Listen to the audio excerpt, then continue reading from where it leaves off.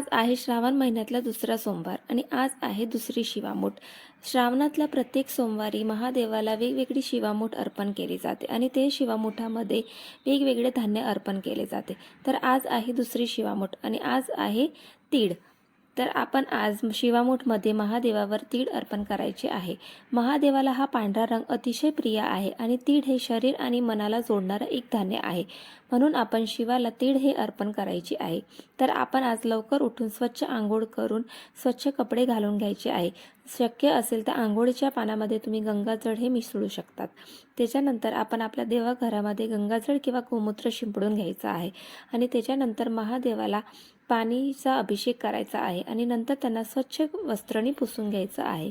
त्याच्यानंतर भस्म लावून घ्यायचा आहे आणि ती पिंड आपण एका डिशमध्ये ठेवायचं आहे आणि त्याच्यानंतर आपण महादेवाला शिवामूठ अर्पण करायची आहे। तर आपण आपली मूठ भरेल तेवढी तीळ घ्यायची आहे आणि ती मूठ शिवलिंगवर उभी धरायची आहे आणि हळूहळू ते धान्य महादेवाच्या पिंडीवर अर्पण करायचं आहे आणि हे धान्य अर्पण करताना आपण हा मंत्र म्हणायचा आहे, शिवा शिवा महादेवा माझी शिवामूठ ईश्वरा देवा, मनातल्या इच्छा पूर्ण कर रे देवा।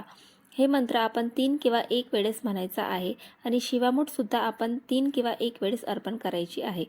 शक्य असेल तर तीळ हे आपण पांढरेच घ्यायचे आहे, कारण की काळे तीळ हे होम हवनमध्ये उपयोगी असतात।